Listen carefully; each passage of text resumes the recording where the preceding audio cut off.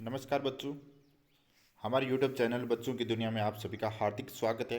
आज हम आपके लिए लेकर आए हैं कक्षा 8 की जो हिंदी की कार्य पुस्तिका है परिखल, उसके कार्यपत्रक, जिसमें आज का हमारा टॉपिक रहेगा कार्यपत्रक 31 से लगाकर 35 तक।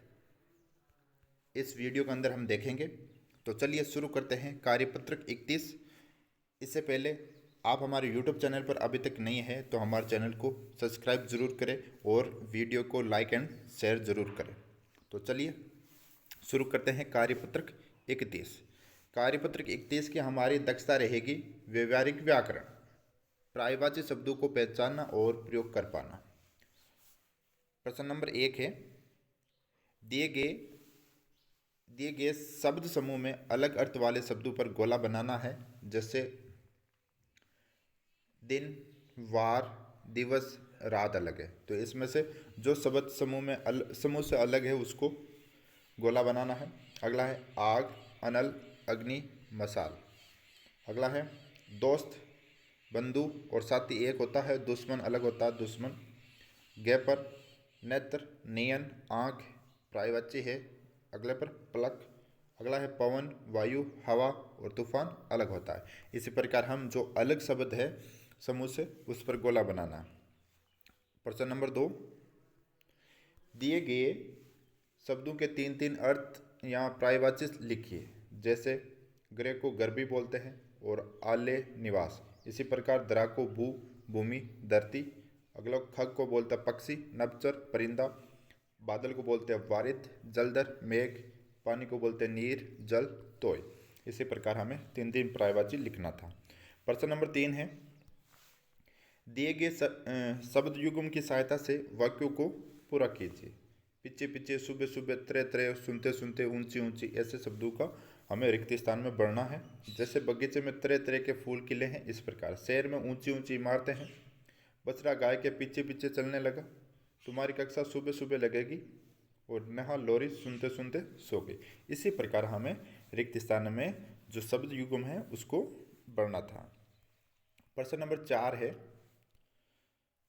4 है, सही विकल्प द्वारा रिक्त स्थान भरें और वाक्यों को पूरा कीजिए। जैसे सूरज की किरणें हमारे स्वास्थ्य के लिए लाभदायक होती है, तो किरणें।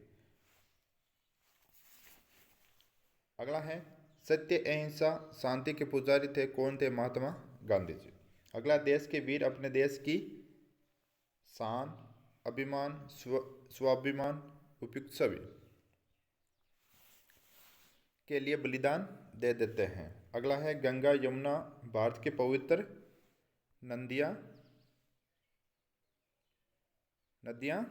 है।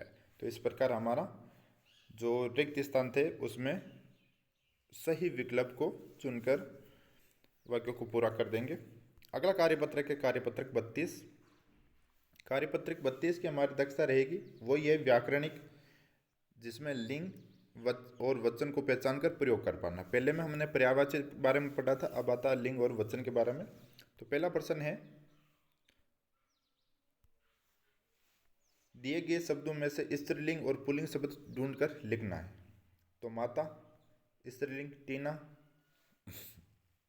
स्त्रीलिंग, राम पुल्लिंग, किताब स्त्रीलिंग, यमुना स्त्रीलिंग, बैल पुल्लिंग, चिड़िया स्त्रीलिंग, भाई पुल्लिंग, गायक पुल्लिंग, शेर पुल्लिंग, जोगी पुल्लिंग, देवी स्त्रीलिंग। ऐसे स्त्रीलिंग और पुल्लिंग को अलग अलग लिखना था। प्रश्न नंबर 2 है, दिए गए एक वचन शब्दों का बहुवचन शब्दों के साथ मिलान करना था। एक वचन को बहुवचन, कन्या कन्याएं, सड़क सड़कें, पुस्तक पुस्तकें, मैं हम, फूल फूलों। इस प्रकार हमें एक वचन को बहुवचन से मिलान करना था। प्रश्न नंबर 3 है, खाली जगह में स्त्रीलिंग शब्द भरिए। खाली जगह है तो ये इनके स्त्रीलिंग शब्द भरने थे। माता घर का काम करती है, बहन राखी बांधती है, नर्तक सुंदर नृत्य करती है। स्त्रीलिंग बढ़ना था, नृत्य की ऑटोमेटिक आ रहा है। तो नर्तकी सुंदर नृत्य करती है, तो इसका स्त्रीलिंग नर्तकी का हो जाएगा, पुल्लिंग हो जाएगा। कवि का हो जाएगा कवियत्री, कवि सम्मेलन में नहीं पहुंच पाई। प्रश्न नंबर 4 है,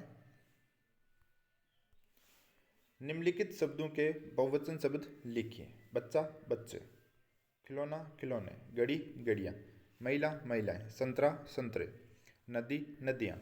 इस प्रकार हमें जो एक वचन शब्द दे रखे थे, जो शब्द दे रखे थे उनके बहुवचन बना देंगे। अब आता है कार्यपत्रक 33। कार्यपत्रक 33 की हमारी दक्षता रहेगी परिवेशी वस्तु पर अपने स्वतंत्र विचार लिख पाना। हमें क्या करना है, परिवेश से जो आसपास की वस्तुएं हैं उन पर हमें स्वतंत्र बोल सके, अपने विचार प्रकट कर सके। तो है, अपने अनुभव के आधार पर बताइए कि आपके गांव शहर में क्या क्या बढ़ा है या क्या क्या घटा है, वो बताना था।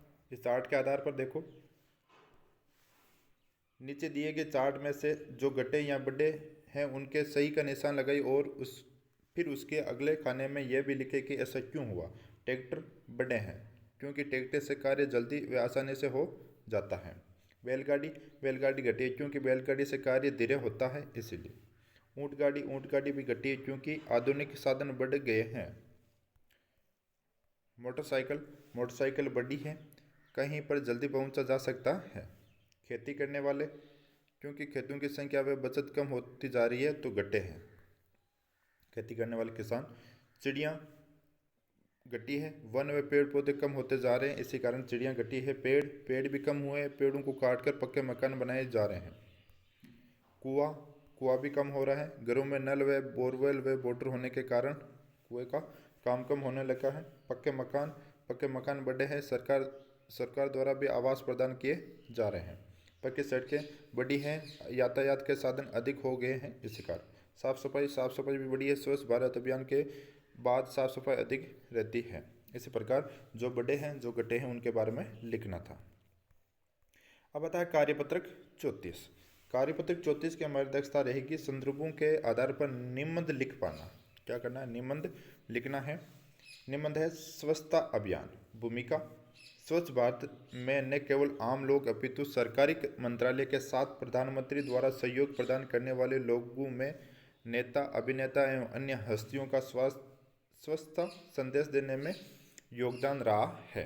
तो इस प्रकार हमें इसको आगे बढ़ाना है और क्या करना है देखिए। हाँ, किस प्रकार सहयोग रहा है देखिए। हमारे प्रधानमंत्री श्री नरेंद्र मोदी जी ने राष्ट्रीय व्यापी स्वच्छ भारत अभियान को, जो स्वच्छ भारत अभियान है उसका औपचारिक शुभारंभ 2 अक्टूबर 2014 को गांधी जयंती के शुभ अवसर पर किया। इस अभियान में देश के नेता, अभिनेता से लेकर आमजन तक सभी ने तन मन धन से सहयोग प्रदान किया। अगला है समस्या के कारण। समस्या के कारण शौच, मानसिकता और शौचालय। अधिकतर लोग खुले में शौच जाते हैं जिससे गंदगी के साथ साथ उनकी अनेक बीमारियां फैलती है।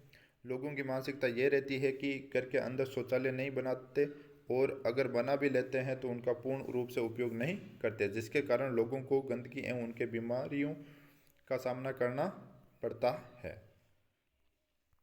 समाधान क्या हो सकता है इसका? इसका समाधान के उपाय साफ सफाई, शौचालय और अपशिष्ट आदि। हम अपने घर, विद्यालय एवं आसपास साफ सफाई रखनी चाहिए। खुले में शौचने जाकर सदैव शौचालय का प्रयोग करना चाहिए। घर का कचरा पात्र में डालना चाहिए। कारखानों के अपशिष्ट को नष्ट कर देना चाहिए। इस प्रकार हमें इसका समाधान भी कर सकते हैं। अब आता हमारा कार्यपत्रक 35। कार्यपत्र 35 की हमारी दक्षता रहेगी गद्यांश पद्यांश को पढ़कर समझ के साथ प्रश्नों के उत्तर दे पाना। पहला प्रश्न है, नीचे दी गई कविता की पंक्तियों को पढ़कर प्रश्नों के उत्तर दीजिए। कविता पढ़नी है, कविता के बाद में जो प्रश्न पूछे गए उसके हमें आंसर देने हैं। कविता किस प्रकार है देखिए। सबसे अच्छा मेरा गांव, यहाँ मिलती है ठंडी छाँव। मेरे गांव की बात निराली, चहूँ ओर फैली हरियाली। करते काम किसान यहाँ, मेहनत है दिन रात यहाँ। बच्चे प्रतिदिन शाला जाते, शिक्षक उनको खूब पढ़ाते। पढ़ लिखकर हम करेंगे काम, उज्जवल करेंगे गांव का नाम। इस प्रकार ये कविता थी। पूछा गया है, ऊपर लिखी कविता को अपने किसी दोस्त के साथ बोल कर पढ़ो। आपस में बारी बारी से एक एक लाइन पढ़ते हुए बाकी बच्चों को ये कविता सुनाओ। कविता का कई बार दोहरान करो। हर बार पढ़ने की गति को पिछली बार से तेज करते जाओ। है इस कविता में गांव के कौन कौन से कामों के बारे में बताया गया है, लिखिए। इस कविता में गांव में खेती के काम, मेहनत के काम, बच्चों का विद्यालय जाना, शिक्षक द्वारा पढ़ाना आदि कामों के बारे में बताया गया है। अगला प्रश्न है, कविता में गांव में चारों ओर हरियाली का होना निराली बात बताई गई है। आपके गांव में आपको कौन सी बात निराली लगती है, लिखिए। हमारे गांव में एक बड़ा तालाब है। गांव के चारों ओर पेड़ पौधे हैं। गांव के पास एक बगीचा भी है। इस प्रकार आप हम इस क्वेश्चन के आंसर में लिख सकते हो। अगला है गे, क्या आपके गांव के सभी बच्चे स्कूल जाते हैं? यदि नहीं तो इसके क्या कारण हो सकते हैं, बताइए। हाँ, हमारे गांव के कुछ बच्चे गरीबी के कारण काम पर चले जाते हैं। क्या करते हैं? गरीबी के कारण काम पर चले जाते हैं, जिसके कारण वे स्कूल नहीं जा पाते। इसके कारण यही हो सकता है कि उनके जो ये गरीबी है, या सरकारी स्कूल में तो वैसे भी मुफ्त है आजकल, तो सारे बच्चे स्कूल जाते हैं। लेकिन कोई बच्चे ऐसे हैं जो ज़्यादा गरीबी के कारण जल्दी ही बीच में पढ़ाई छोड़कर काम पर चले जाते हैं, या मम्मी पापा की सहायता करवाते हैं। इस प्रकार यह हमारा आज का टॉपिक यहाँ तक कंप्लीट होता है। कार्यपत्रक 31 से 35 तक हमने इस वीडियो के अंदर देख ली है। अब अगले वीडियो के अंदर मिलेंगे। जय हिंद।